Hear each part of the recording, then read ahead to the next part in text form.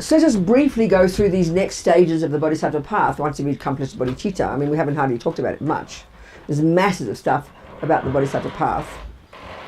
You know, and in as you're progressing on these practices, you start to, like I said, you start to learn, you start to, there's a whole area of practice as you're getting braver and braver and bigger minded and delusions are going away and you're getting more courageous, more compassion, you're getting also, you start all this level of practice that's called transforming problems. Like you learn to be more brave in the face of problems. So in the wisdom wing, you really have to play safe because we're driven by ridiculous attachment and delusions. You've got to keep away from the things that cause problems. You've got to keep away from the troublemakers. You keep away from the objects that give you crazy attachment. You've got to be very wise and civilized about it. But here you're more brave. So we've got to know where we're at, we've got to know what we're capable of. So then we can really start the transforming problems level, which means, you know, instead of the usual instinct of attachment to always want what I want and then be happy and then be miserable when we don't get what we want, which is a typical samsara, we start to really shift that and have the courage to literally reinterpret the bad things and to find the way to see them as good, just like that woman in prison, which is so astonishing, you know.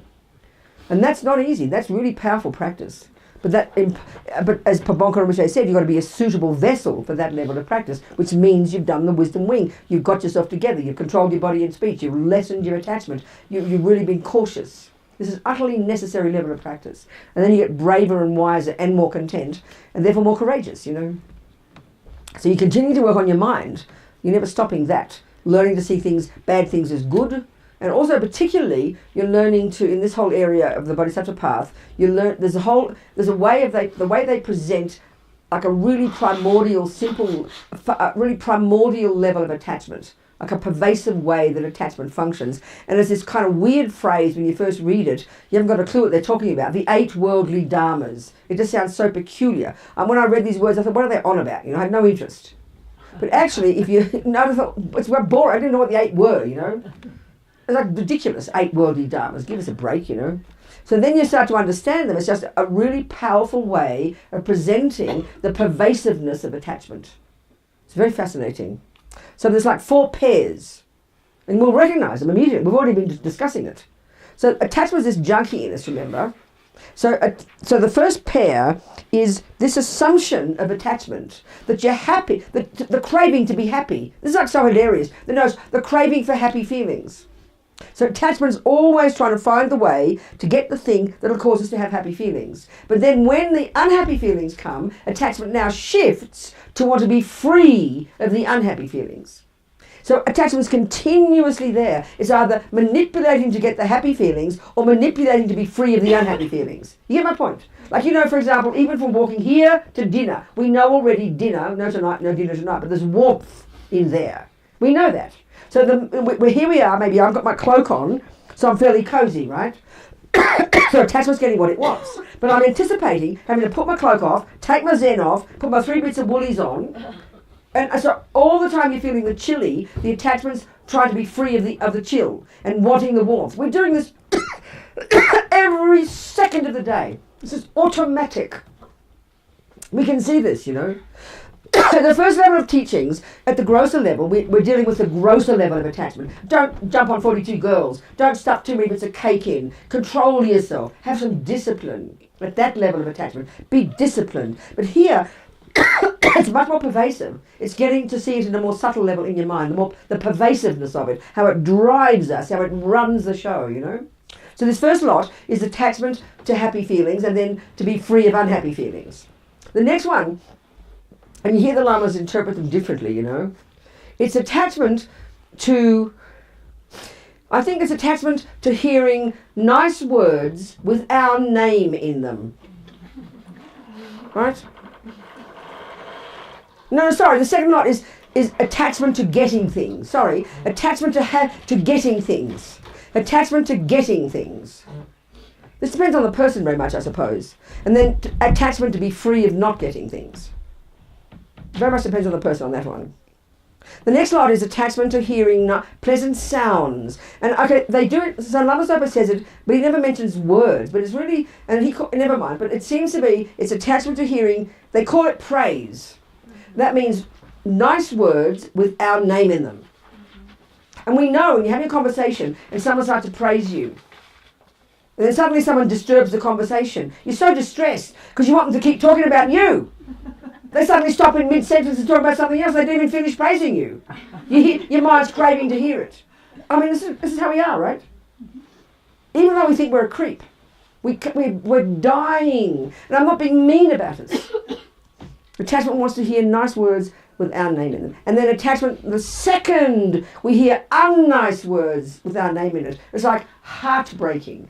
All attachment now wants us to be free of those sounds. Praise. And the fourth lot, it seems to me this is, the way they talk about it, this is the one we've discussed it briefly, this is the deepest, the most primordial. And it seems to me this attachment is the closest to ego grasping. It's this constant craving, and I think since we're born, this constant craving to be seen in a good light. And to put it in really simple words, it's the craving to be liked. This is very fascinating. They call it attachment to reputation, which sounds kind of silly. But it's attachment to be liked. Whoever's in front of you, your attachment is hungry for them to see you in a good light. And the attachment is so primordial, it seems to me, a way of putting it, this attachment is like such a serious disease of a really mentally ill person. Meaning when you've got such serious attachment, there's no feeling, there's no sense of any valid self. There's no sense of anything that's useful. It's just this empty person, and we have to constantly crave that whoever's in front of us kind of looks at us. It's like we have to look in a mirror to think that we exist. We have to have a person to go, "Hello, Robina, you're a nice person." And you go, "Oh, wow, I must be okay." And if we don't hear it, we think we're nothing. So this is the desperateness of this level of attachment. And I think it's since we're born with our parents, with our mummy. Even as a baby, there's your mummy laughing at you and adoring you, and you're just eating it up even as a baby. And then next day you do the same thing, but she gets mad at you. No wonder we get confused, because you thought it worked yesterday. And you see what I'm saying? We're hungry for having that praise again.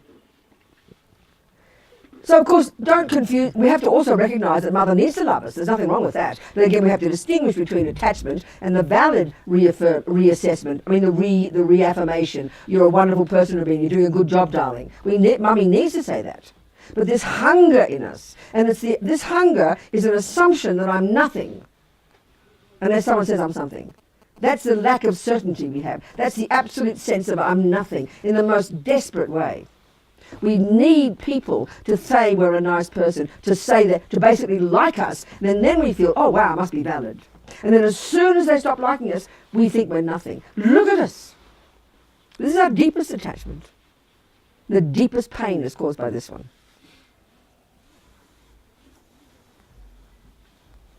It's very fascinating. Because the way they talk about the ego grasping, it causes us, and this seems so abstract for us, the main disease it causes is the sense of being a separate self. This is so bizarre because that's the basic assumption of life, where the world is full of separate people. And then we have to socialize each other to become real. So this is the depth of the suffering. It seems so abstract to think, well, if you're not a separate self, what the hell are you? It seems so bizarre to think you can be anything but a separate self. But that's the final one to go, is this separate sense of subject-object. When you're a Buddha, there's no longer a sense of a separate self. This is very weird, you know. It's as if every single being is you. There's no longer this sense of a separate I. The final dualism is gone. That's kind of astonishing, really. So this attachment, it seems to me like that one of reputation is the main voice of ego grasping, this sense of a separate self, and we need to be reinforced by everything out there to make us think we're something. Well, the Buddha says we're everything already in ourselves. We have to nourish that. And that's what's weird in our psychology. I mean, I remember just recently 2 people have said, but that's weird. How can you know who you are unless you reference yourself to others? But that's our view in our world. You become a valid person by socializing with others. But the Buddhist one is, the best way to become who you really are is go to the mountains. I mean, that's mental illness for us. What the hell are you doing in the mountains on your own? How bizarre, we think, you know. That's why even if you don't have a partner, you consider it kind of weird. Although more and more people these days are living on their own and no one sees it's not seen as so peculiar, is it? So there's four ways attachment works. The assumption that the craving to get happy feelings, and then the craving to be free of unhappy feelings. The craving to get things and the craving to be free of not getting things. The craving to hear nice words with your name in it, and the craving to be free of unnice words with your name in it. And the craving to be seen as a good girl, and the craving to be free of not being seen as a good girl. This is it. This is it. It's pervasive. It's powerful. It's extraordinary, you know. This is the depth of our suffering. The depth of our suffering. Every second of the day. Automatic. So first level of practice, you deal with the grosser level. You stop doing the heavy negative things that harm others, which all come from attachment. Anger is the response when attachment doesn't get what it wants. You harm people because your attachment isn't getting what it wants. So at least you begin the least stopping harming, which already calms down your anger, which calms down your attachment. And you discipline yourself. So the Buddha doesn't say don't eat 4 pieces of cake, but once you get the idea of your behaviour, you extrapolate. Okay, maybe I should control eating cake as well. Because cake doesn't mind, you know, you're not harming cake. And then at this next level, you start to know your mind, you really become a great practitioner, and you get renunciation. And now the Bodhisattva path is really kind of more profound. You keep working on your mind. Keep ripping out these nonsense delusions so that you can be a benefit to others. That's what drives you now.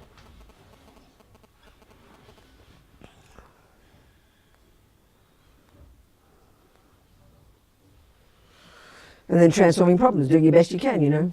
That's not for me, my kind lamas in the beginning. So compassionate, you know, so kind. Lama Yeshe could see my mind. He knew I was sincere. He could tell I was sincere, hopefully. I didn't want to meditate. I thought it was the dumbest idea possible. Sit with my eyes closed, sitting quiet. I'd go mad. I'd burst. Children did it from the beginning. I don't actually did it. Can't imagine it, sitting there for 14 hours a day as a Zen practice. I would have gone insane. I never tried. I didn't even bother sitting. I thought it was a stupid idea. Why try to pretend to try, I thought. But I wanted to work on my mind. And that was clear. I wanted to work on my mind. And I wanted to channel my energy into doing things. So that was the kindness of Lama, you know. Jumping me in the deep end. Forcing me to eat shit. As a friend of mine said, working on your mind is like putting your hands in your own shit. It's not a joke. And Lama, how kind he was. You could see I was sincere, you know. It was hard. The hardest job. It's like reversing the energy of a bomb. I thought I'd go mad. I was going mad. But I stuck at it. I'm not trying to praise myself. I'm just saying, you know. We've got different ways we have to practice. Children sat there for 14 hours a day looking at a mind. And that's admirable. Wow. Well, I just had to shout and yell and look at my mind and throw teapots. Children doesn't behave badly. She behaves nicely, you see. She's got good behaviour. Haven't you? Most of the time. In general. That's right. In general, she's behaved nicely. So we've all got different styles, different ways we have to work, don't we? And our kind lamas see the best for us. So transforming problems. It's almost until you can do that, you're not really practicing. It's almost as if controlling your body, speech and mind is sort of a bit preliminary. It's when you start having to deal with the dramas, the garbage, that's when the real test is. In fact, we don't even recognize attachment until it doesn't get what it wants. That's the point of practice. You get my point? If Chuck, my boyfriend's doing everything I want every second, and we are loving and kind, and there's nothing wrong with having a harmonious relationship, how amazing on this planet, and we're being harmonious and loving, and he's patient and kind with me, because he's extra patient and extra kind, and I'm really bossy and demanding, but he loves me anyway. It looks like a harmonious relationship, but I'm just getting what I want. I'm this little greedy person, and he gives me what I want. Then I think it's called happiness. But when he starts not doing what I want, then I notice it's attachment. But I just thought I was being happy before. You get my point? So the time that's when you got to watch. The second attachment doesn't get what it wants, that's when you notice attachment. Attachment's so pervasive and so mixed with happy feelings, you don't know it's attachment until it doesn't get what it wants. That's the starting point of practice. That's the starting point. That's powerful. And the proof of that it's attachment is when you feel unhappy. If Chuck says, no, I don't want to go to that movie, let's go to this movie, and I go, okay, darling, that means there's no attachment. But if I say, no, I want that movie, it's attachment. Right there, right that second, it's attachment. Because when you don't get what you want, that's what aversion is. That second. That's why we have to watch our minds like a hawk. And we have to distinguish attachment from the other things. So that's when it's really we're being brave. When attachment doesn't get what it wants, that's the moment of the practice. That's the starting point, that second. Grab it, you know. That's profound.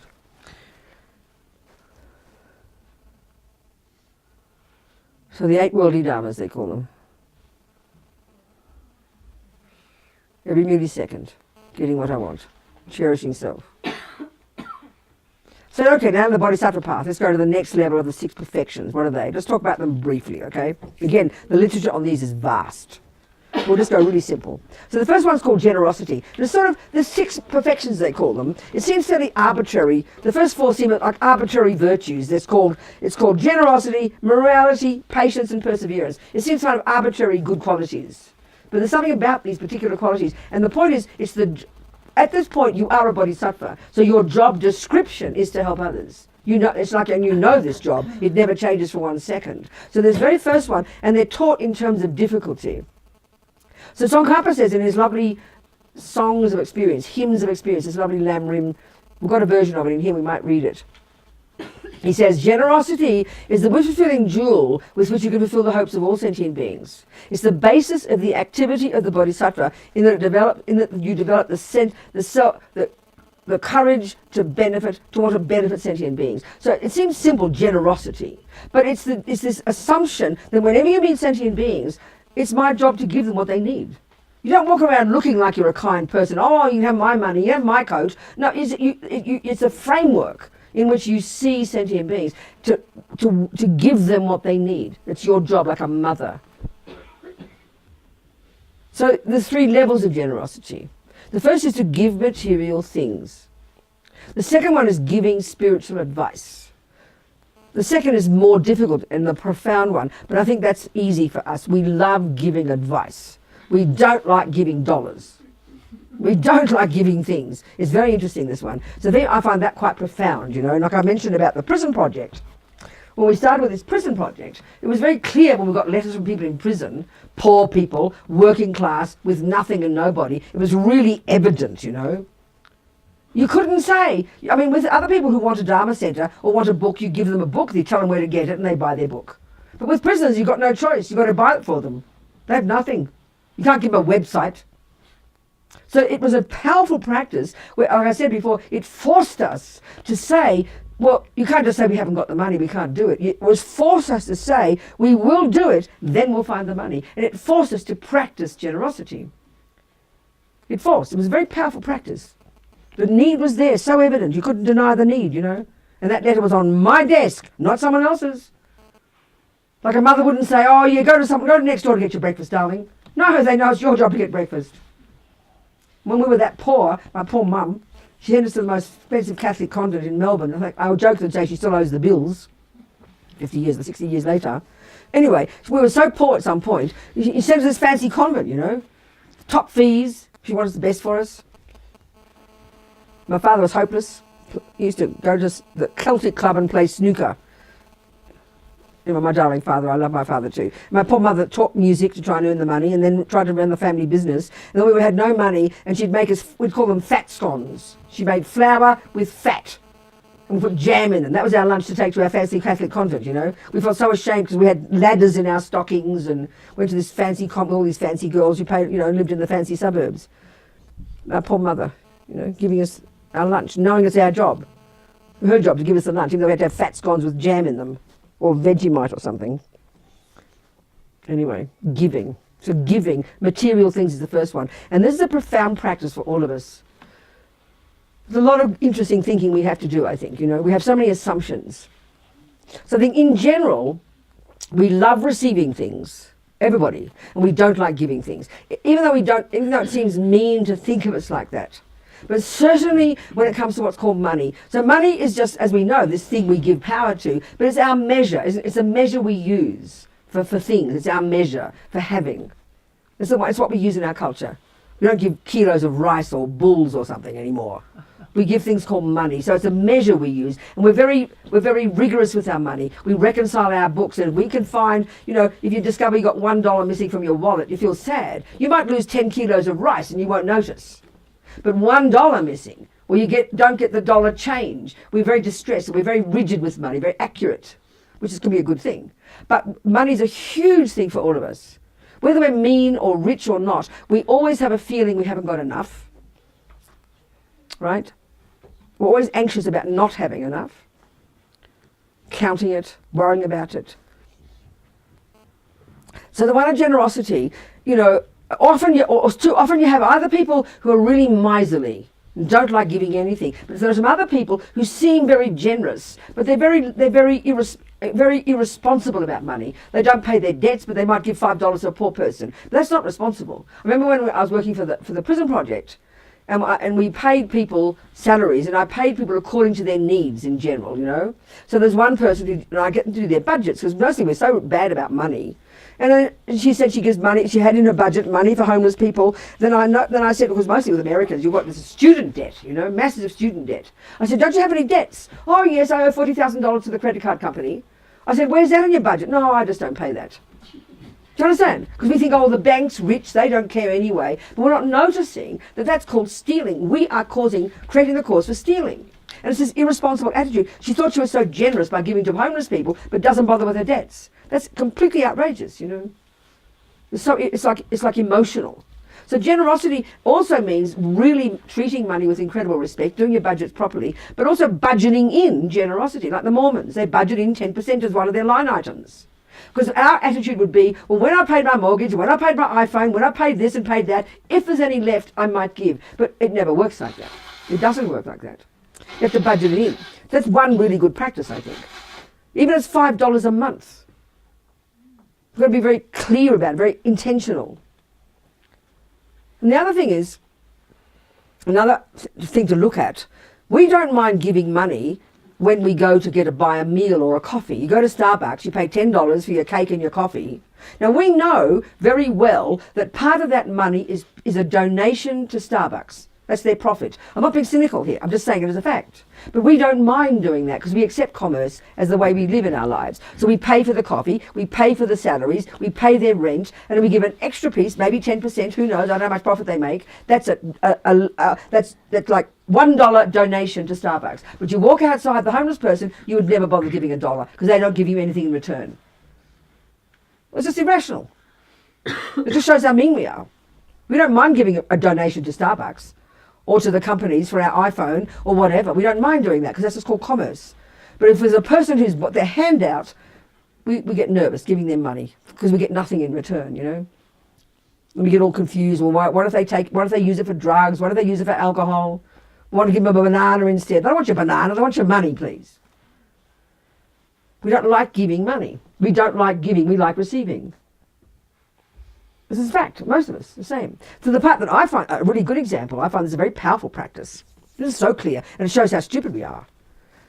I don't think I've ever met anybody who, like in the old-fashioned days when you have a mailbox and you get checks in the mail and you get bills in the mail. You open an envelope and one says $10 check and one says $10 bill. I've never met anyone on the planet who, when they look at the check, goes, oh no, $10, and then looks at the bill and gets happy. I've never known anybody who pays the bill happily. And we owe it. We don't even like giving money we owe. What do you think you're doing to your own mind? It's completely causing miserliness. You're closing the door to receiving. And when you understand karma, right at back at junior school, you know that the fact of having even access to a grain of rice is the result of your generosity. So generosity is an incredibly powerful practice for one's own benefit, forget for others. You have to want to give. And that's the cause of receiving. So this attitude of the Bodhisattva is a huge one. And like I said, Lama Zopa is like famous for his giving. He's like hilarious for his giving. Things pour into his left hand and that goes out through the right hand, you know. I remember one time, there's a project in the FPMT that the abbot at Sarah J Monastery down in South India, which is Lama Zopa's monastery, Lama Yeshe's monastery, one of the big Gompa monastic universities, where there are 3,000 or 4,000 monks, I forget, maybe more now. They asked Lama Zopa to start a project to raise money to build a kitchen, because the tradition in the monasteries was very medieval. Where the monks would come along, they'd bring their own flour and their own sampa if their mummy and daddy had some money, and then they'd eat something. But the poor monks had nothing. There was no concept of the institution itself feeding them. That never happened. It was Lama Yeshe was the first of the Tibetans, I think. When he started Kopan Monastery, he was really impressed by the the Catholics, the schools, the convents, the hospitals. He was very moved by that. There's nothing like that in Tibet. So he began the tradition of bringing monks in and giving them everything. That was unusual in Tibet. You never did that. If you were rich, you had your own things. If you were poor, you had nothing. The monastery didn't provide for you. Very interesting. Lama was the first one who did this in Kopan, and he provided all the medical care, he provided the food, the robes, and even pocket money for the monks, and that was very powerful. So in Serajay, Lama Zopa was asked to try and find the way to build a kitchen and feed the monks, because some was so poor they ate very badly, you know.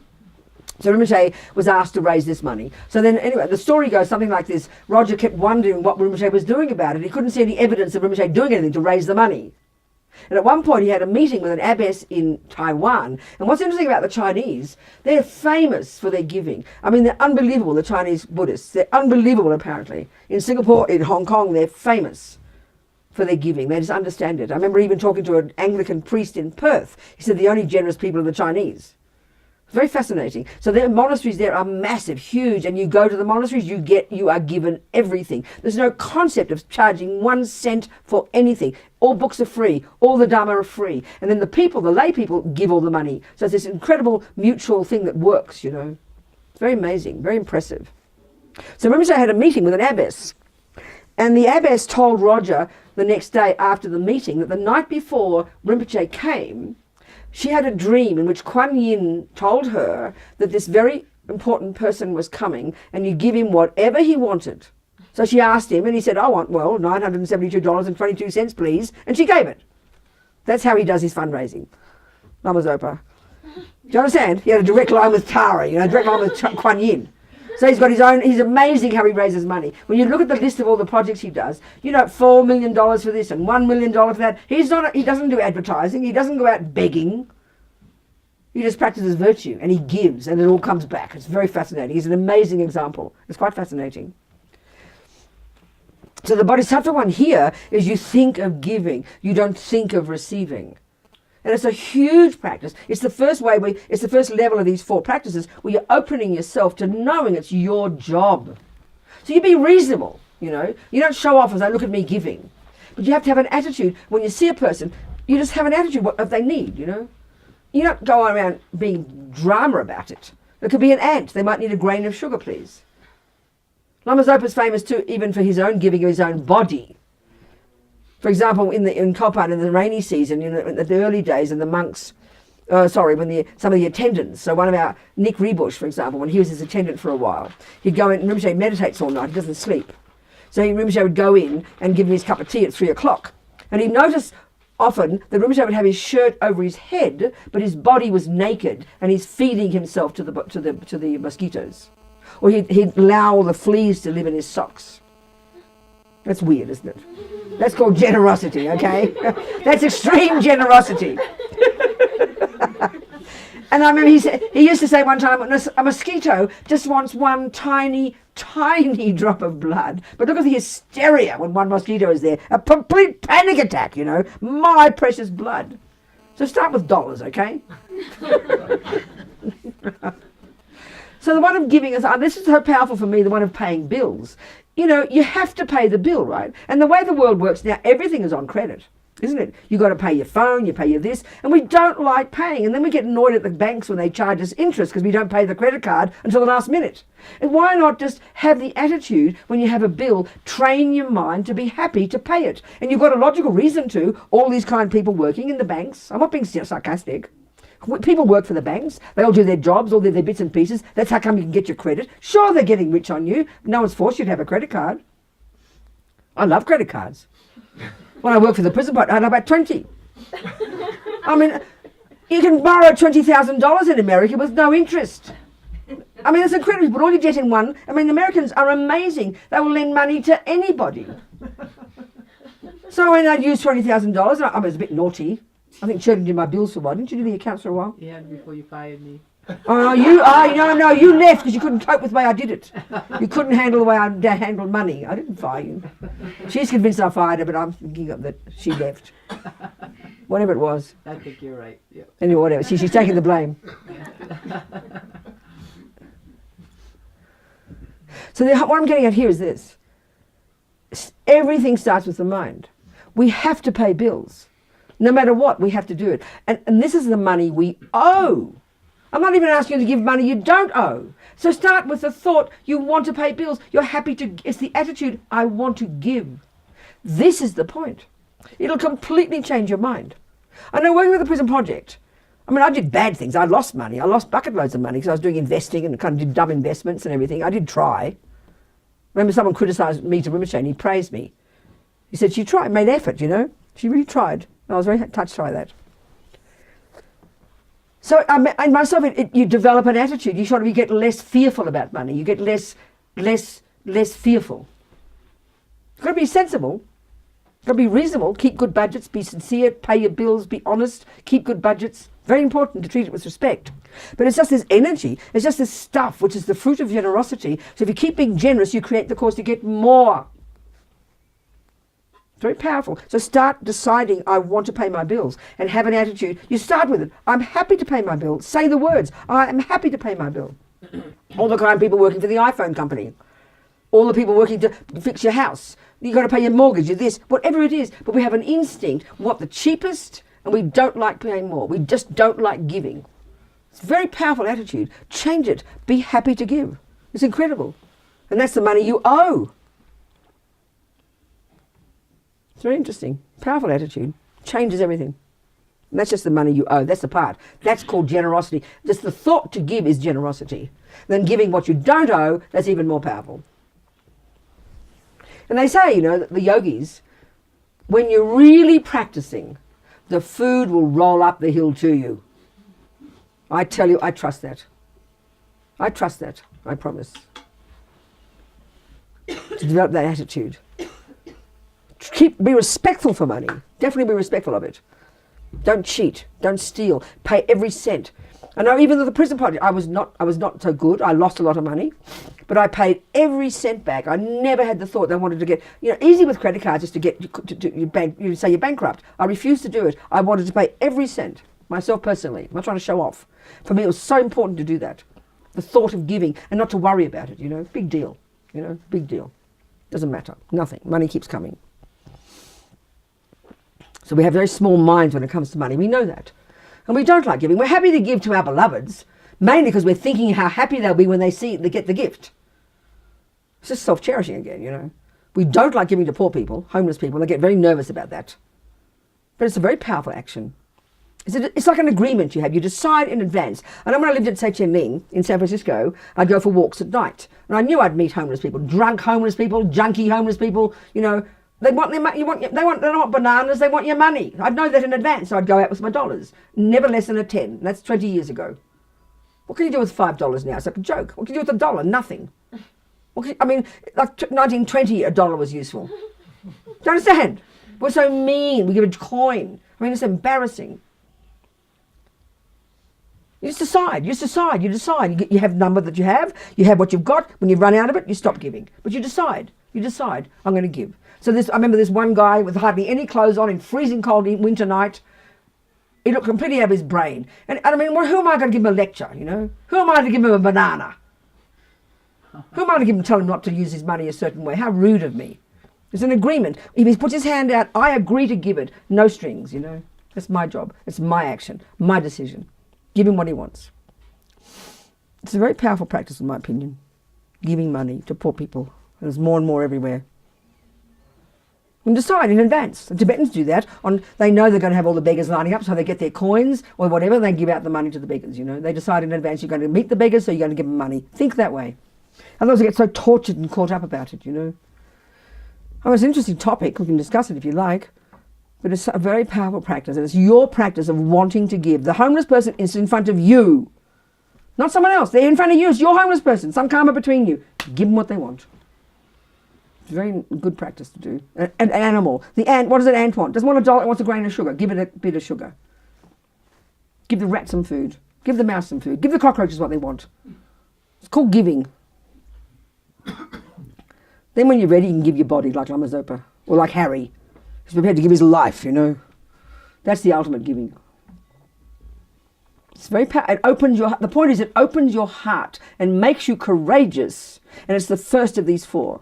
It's the first. The next one, it seems kind of simple. It's called the practice of morality, which is meaning helping people. The first level of morality is refraining from harming. This is proactively helping. So whom do you help? Whoever needs help. The rich, the poor, the sick, the crazy, people in prison, ants, dogs, you name it. They need help. You give yourself. Here's giving yourself, you know. The attitude here is that the Bodhisattva, it's my job. You don't go around showing off. You just do it. You sweep the floor if the floor needs sweeping. You wash the dishes. You're always there to help. You notice it. Like Harry, you know, he's around. Everybody knows Harry. Whenever you're around Harry, you always see that Harry's he always takes the back seat. He always sits at the very back of the Gompa. You notice he sweeps the floor, does the dishes. But friendly, not like looking holy, you know. Like friendly. Helping people. Simple. Whatever needs to be done, you do it. It's my job. I'll do it. What can I do, you know? It's opening yourself. It's breaking down the self-cherishing and connecting you with others. You're breaking down the barriers that delusions have created between self and other. You're breaking them down. The next one's called patience. And this is like a dirty word for us, you know. Patience feels like, we think it's passive aggression. Patience is a really brave attitude. It's incredible. It's so huge. And only you can really practice patience when you understand attachment and anger back in high school. Attachment is this junkie that only wants what I want, and then anger is the panic attack when it doesn't get it. So patience is the attitude where you grab your mind the second attachment doesn't what it wants, and you welcome it. It's the exact opposite of anger. It's the exact opposite of anger. Instead of pushing it away, you welcome it. You bring it on, baby. That's patience. So there's 3 levels of patience. The first is patience, and this is shocking. Patience in the face of abuse. It's too much. Someone's mean to you. Next door neighbour, your sister, your mum, the shopkeeper. Welcome it. But we can see this demands so much practice. This demands so much awareness. Because the instinct, is to resist it. Instinct is to be hurt. Instinct is to have aversion, get upset, be hurt. So this is massive. Massive, you know. Patience in the face of abuse. It makes you brave. The next one is patience in the face of bad things happening, like sickness and problems and obstacles. That's really huge. A common response to getting sick is anger. Why is this happening to me, you know? So patience is a brave attitude of welcoming a problem. Welcoming a problem. Why? Because it smashes self-cherishing. It smashes attachment. It smashes ego grasping. It's huge. So courageous. You see the great practitioners, you know. I was thinking of Geshe Dagpa, children. You know, we had a few dramas at the centre. He just sat there like a big rock, didn't he? Yep. Completely the same, no matter what happened, never got involved, never said a word, never criticised, just like a rock of Gibraltar. Patience, but not passivity. We think of patience as passivity. It's completely not passivity. I tell you, this is such a mistake. And it's very interesting. You know, you think of in the world, you see angry people, and you can see the harm that anger does. It's incredible. It's so destructive, you know. But what's interesting, and then you see patient people. And they're I think patient people are like saints. That woman in prison, she had to have had patience, which means naturally she wasn't born with much anger. And this is quite profound. These words are very simple for us. We don't think like this in psychology, you know. But it's very profound. To have patience is an incredible person. But what I find fascinating, and this has helped me because I'm an angry type person. But what I understand, when you begin to look at more energetic level of these two, when you begin to understand your mind, you look at angry people, they're very proactive.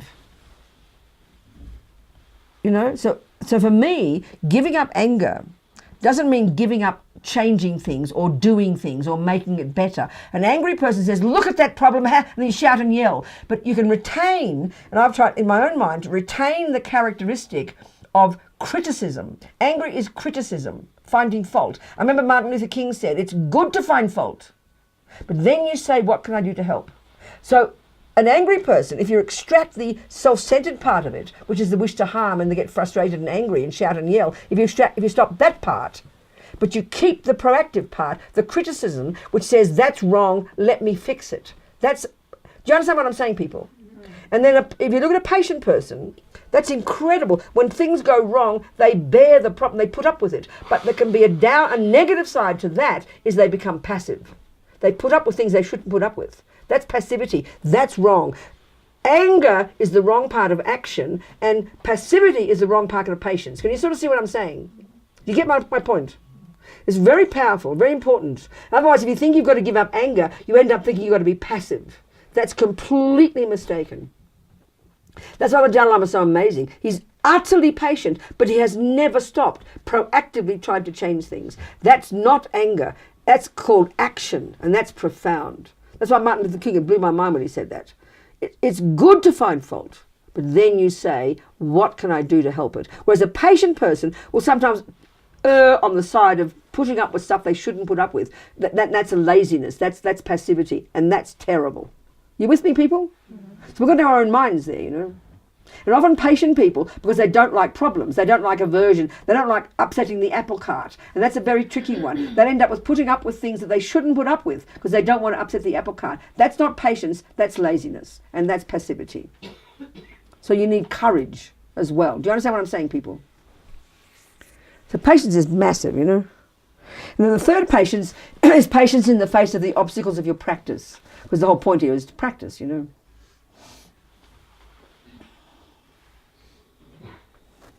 What time is it, darling? 6:15. Okay. So the kitchen knew how many people are having for dinner, right? They knew. I told them. Good. Okay, great. So the fourth one of these four is the most difficult, and the one that they say is absolutely necessary to achieve anything. Without this, you cannot achieve anything. And this is called either perseverance, enthusiasm, enthusiastic perseverance, or joyful effort. All translated. So what does that mean? Because on the face of it, it sounds weird, you know, joyful effort. But when we see the opposite, that really puts it into focus, and we will really understand deeply what it is. And the opposite is called laziness. And this is very fascinating. And there's 3 levels of laziness. The first is the obvious one. Can't be bothered. So here, remember, we're talking about practice. So can't be bothered, analyze it. What is the thing we can't be bothered doing is the thing that takes too much effort. And what's the thing that takes too much effort is what attachment doesn't want to do. Because we completely want to live in our comfort zone. So this is what the obvious level of laziness, can't be bothered. And this is the point with us why up here is so difficult for us. Because we're so used to buttons that give us cooling and buttons that give us heating and pressing a thing and food comes. I mean, we're so used to getting everything we want. And how fortunate, it's the fruit of our past virtue. Don't misunderstand it. But because our attachment can get what it wants very easily, look at the effort we have to make just to sit here. It's exhausting. I mean, I sleep in the lunchtime, I'm exhausted. Because we have to make effort just to get what we want, just to be comfy. So here is incredible. The first one is, and this is the grossest one in our culture. Look at us. We just love to be in our nice warm house, watch the telly and relax. Isn't it? Because attachment. So we don't make effort. We don't make effort to do anything.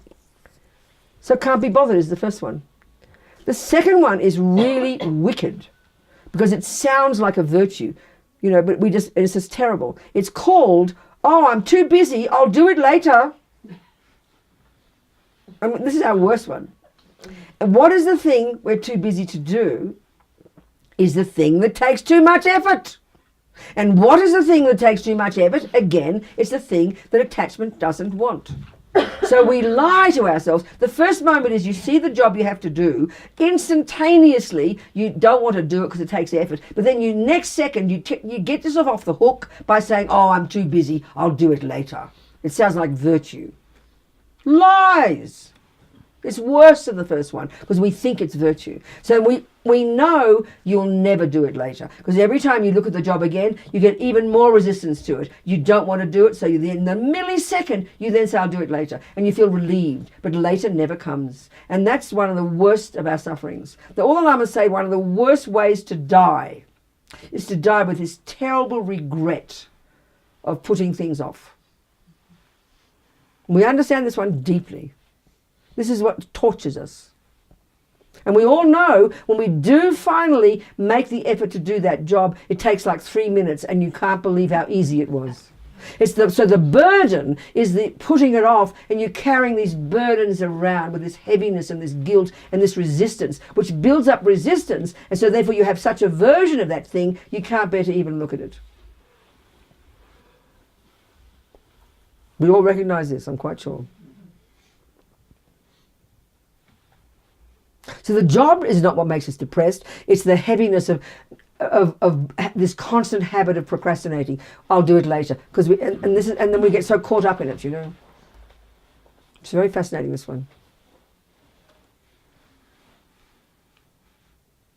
So what it means is how we've got to grab our mind, hear what we're saying, and then we've got to not lie to ourselves at least. At least say I can't be bothered because it takes too much effort. So how we have to counteract it, you got to prioritize it. You know, like you come to a retreat, get all excited, get all enthusiastic, we do our practice, second day we do our practice, third day you wake up and already it's started. Then suddenly you think to yourself, oh no, it's a bit late, I've got to go to work, oh no, I'll do my practice later. Phew, off the hook. Lie. Not true.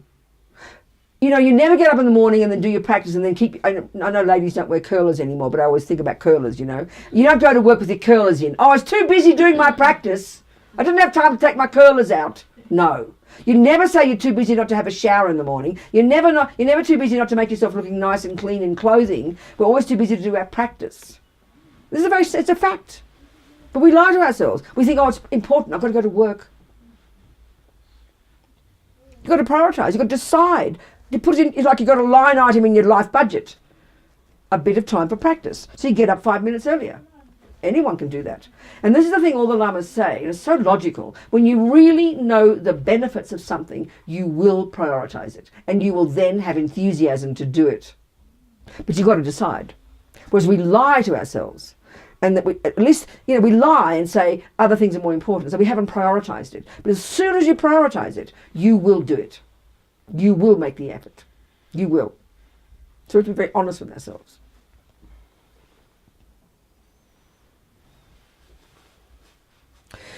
The third one doesn't sound so immediately like laziness, but they say it's the worst one of all, the heaviest. It's when you see like the thing to be achieved, you go, nah, not possible. I can't do that. That's impossible. I can't do that.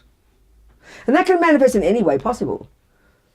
You know, let's say I've got, my husband and my kids and my job and my whole life. And Churton says, I'm living in Melbourne. And say Churton says, Robina is giving this amazing initiation in May in France. Come with me. So because I've got my life and my priorities and my husband, my kids and my auntie and grandma and grandpa, all the expectations of life and my burdens, the first thing I'll say is, not possible, children. No, not possible, I will say. It's not true. It's a lie. From the second you say it's not possible, you've just closed the door. And if you analyse it, it's because you all the things you think are utterly important, it's not possible to think outside the box. So the first step in doing this is very simple. It's very simple. You should say, what a good idea, children. Let me think about it. And the second you say that, you open the door to the possibility, and you might even realise it is possible. But the second you say, nah, not possible, that's the worst laziness. And we say it about everything. So we stay in our comfort zone. Because you're worried about what your husband thinks, you're worried about what the kids think, you can't possibly go off work for 2 weeks because it's all this full of burden of what people think about you, and it's just not possible. We can't even imagine that it costs nothing to think, what a good idea. And the second you say, what a good idea, and I'll think about it, then you might make it happen. And the fact is, we know if you do think it's an important thing, if it's attachment, you will do anything to make it happen. You will find the way. We know that's possible. That's a simple example. So like, oh no, I can't get Chine, that's not possible. Oh, I can't be like Lama Zopa, that's not possible. That's just Lama Zopa. That's how we do. We put him up on a pedestal. Oh, that's just Lama Zopa.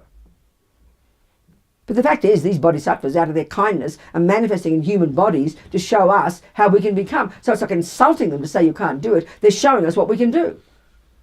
We can all do it. And as we know from our wonderful mothers, Rome wasn't built in a day. Everything begins with the first step, all these wonderful sayings. When we understand dependent arising, we know it's possible. You've got to start with the first step. Very humble, very simple. Like big things like your practice, you know. I always quote this, and I was mean to one of my friends one day. She lived a long way from the centre, and you know, when I'd see her sometimes, she'd always say, "Oh, I can't come to the centre, I'm so busy, I can't come, I've got my kids and everything." And I understand. I never expected her to come to the centre, but she'd always apologise. So I said to her, "If there's a $500 cheque at the centre for you, would you come?" Well, of course she had to say yes. And even if we're not rich, even if we're not poor, the simple point here is we know the benefit, and this is just a simple example, and it's not being mean. We know the benefit of money. We know the benefit of $500. We know there's a benefit. So the second you know there's a benefit, you will change your mind, hop in the car, kids, we'll whip off to the centre, get the $500 and come back. Easy. Because you prioritise it, because you know the benefit. So of course it's really hard to see the benefit of practice. It's very hard for us to see the benefit of spiritual practice. We've got to really think that through, and it really does take effort. It really does take effort and courage to see the benefit of doing it. And slowly, incrementally, we will then make effort. One step at a time. You don't have to become perfect overnight. You do it gradually. That's what enthusiasm is. And eventually it becomes joyful effort. You are joyful in your effort. Now, we can see this in samsara. And this is talking about practice. We can all see it in ordinary life. Technically, from the teaching's point of view, that's not even called enthusiasm. It's called laziness. Just having enthusiasm for samsara. But we can still see we can see it as an analogy. When we see the benefits of something, we will work so hard to do it. We will put it first. We will prioritize it. Because we know the benefit. It's very clear. We're all like that. And that's what attachment is. We know the benefit of getting the food we want. We know the benefit of the simple things of attachment. And we will make effort to do it. Because we know the benefit. So here we're trying to bring that to our practice. And that's what's hard. Because it's much harder to see the benefit. You know. So enthusiasm is a huge quality. And when we see people who've got it, we're always very impressed. They give us courage. They've got enthusiasm. It's very kind of catching. They give us courage, you know. This is powerful. This is the fourth of the fourth perfections and of the six, and it's the most difficult, the one that's needed most. Without this, we will not succeed. You can have patience coming out of your ears. You can have wisdom. You can have all the other qualities. But if you don't persevere, you will never succeed. So perseverance, never giving up, is the attitude of the Bodhisattvas. They never give up. That's the attitude we have to cultivate. And that's what gives us such courage. And we will never despair when we never give up. And it's humble. Because you know you can change. You know you can qualify. You know you can do it. You just keep moving. You fall over, you pick yourself up, and you keep moving. One step at a time. There's this wonderful saying we have. It's so profound. It says, you pave the way. You pave the way. You take care of what you're doing today. You build that. You put that pavement down today. That leads you to the next one. That leads you to the next one. It's a progress. It's incremental. It's very humble and very natural. But we have to think of it that way, as dependent arising. Not look at the end result and see Lama Zopa so perfect up in the pedestal. Oh, I can't do that. It's true, I can't do that now. It's true, there's no way in the world I can not sleep. I wouldn't even pretend to try not to sleep at night and try and sit up and meditate all night. I wouldn't even pretend to try. But I will say I can't do that. But I will say I can try, and I will sow the seeds to want to be like him, to have such enthusiasm and such compassion that I won't need to sleep. I want to do that. But so what do? I happily go to my bed at night. My favourite place is to sink into my mattress. But before I go to sleep, I say, just like Lama Zopa, may I find sleep disgusting. So I sow the seed. The next life, from that seed planted, I probably will want let sleep. So you've got to be incremental and reasonable. You can't do it overnight. So you aim for it. You start with a thought. That's why with generosity, you start with a thought to be happy to pay your bills. Soon you'll be happy to give without having to pay anything. You'll be giving for nothing.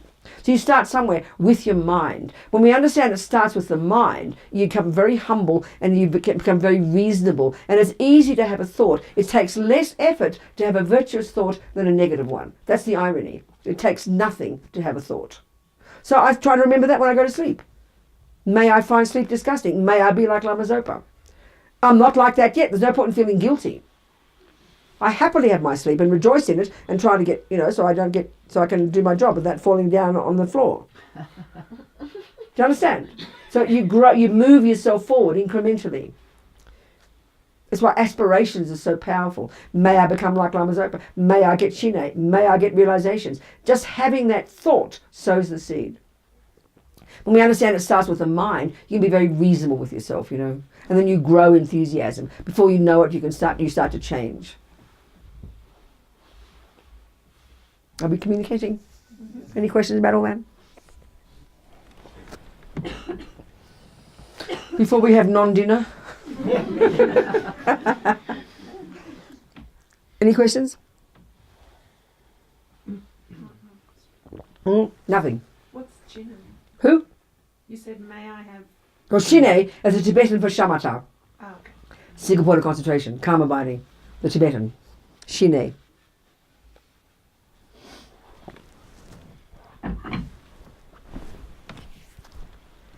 Any other questions, people, before we have dinner? Nothing?